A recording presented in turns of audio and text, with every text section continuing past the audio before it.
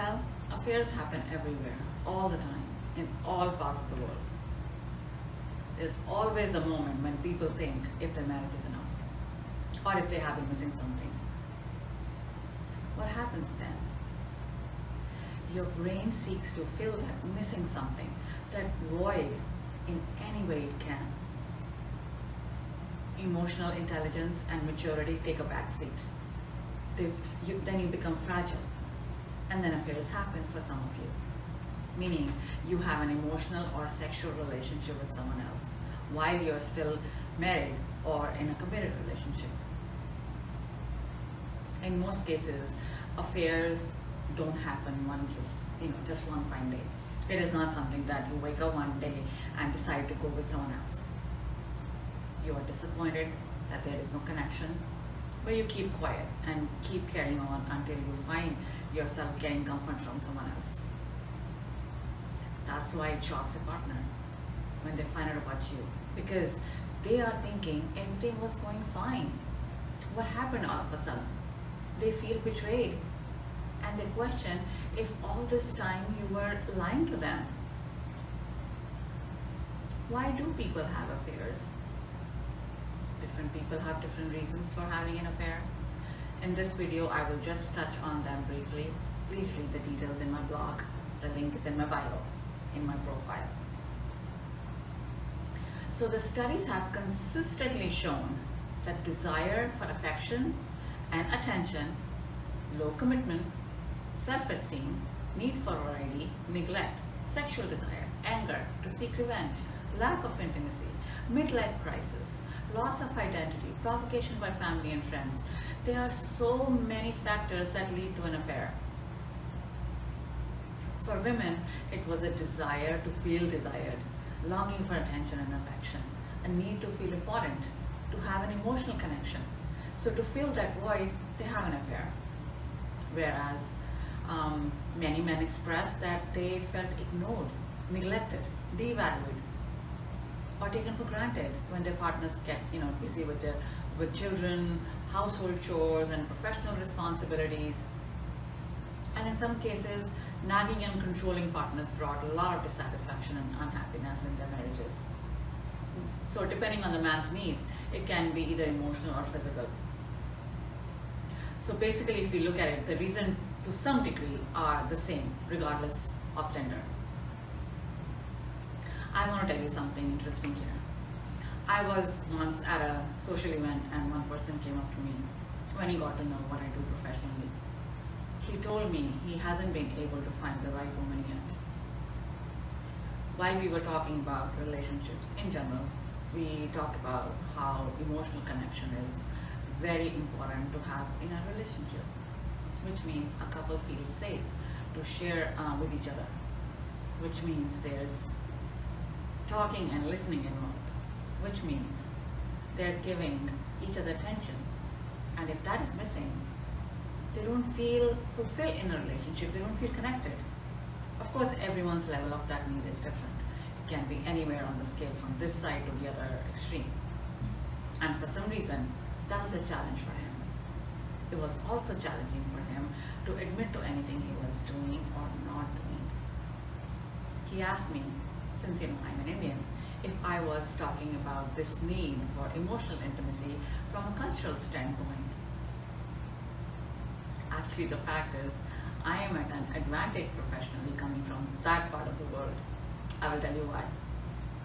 Because I grew up in India and I understand family dynamics and relationships based on their belief and value system, culture, rituals, and customs.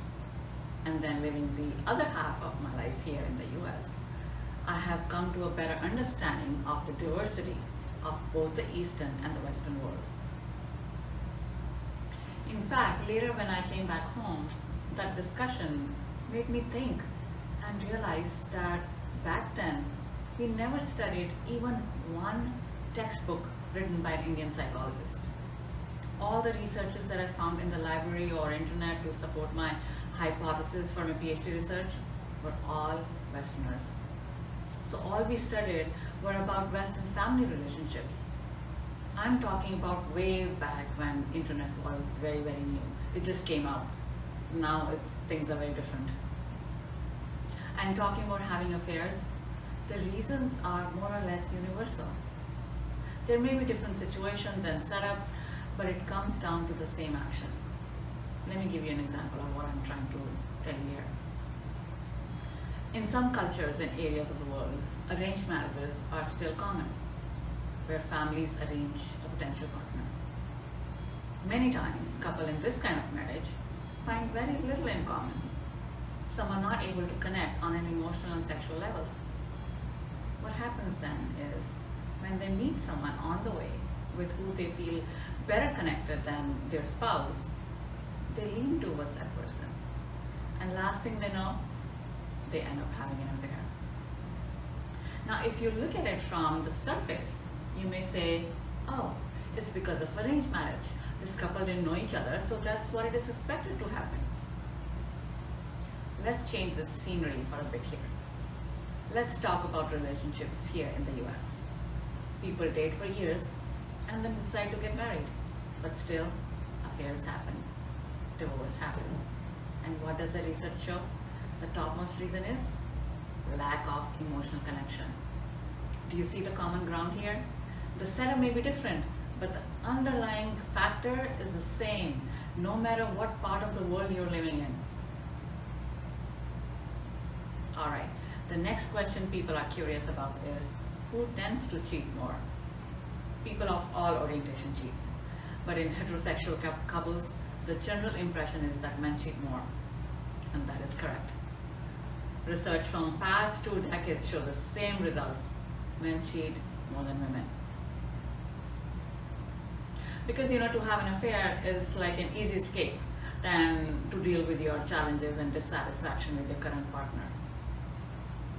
Whatever the reason for having an affair, it is not easier to cheat, because then you have to keep it a secret. And to keep that secret, you're lying to your partner, children, parents, siblings, friends, at work. Basically, you're lying to everyone, including yourself, at every step of the way. So take a moment and ask yourself a few questions. What early life experiences with my parents, siblings, and other past relationships am I bringing into my relationship today? What am I doing to ease the difficulties in my relationship? Am I reaching out to another person intending to receive something? Let's say, for instance, some form of sweet talk or affirmation. If yes, did I express it to my partner that affirmations are one of my needs and sweet talk makes me happy? I see it from both the partners' perspectives. And I see that both are accountable to an extent, one more than the other, for creating that space for the third person to come in. As they say, it takes two to tango. So an affair is a wake-up call for many. Some choose to end and some recommit. Some couples rise above an affair. I've seen it so many times happening. They come through stronger and more refined. There's always hope and strength, even when you think it's done and nothing can fix it. Whereas some find that it is too hurtful to carry on and decide to end the relationship. Eventually, it depends on the couple and their individual circumstances. I encourage you to take a closer look at your disappointments and conflicts, because it is a good opportunity for you and your relationship to improve and grow.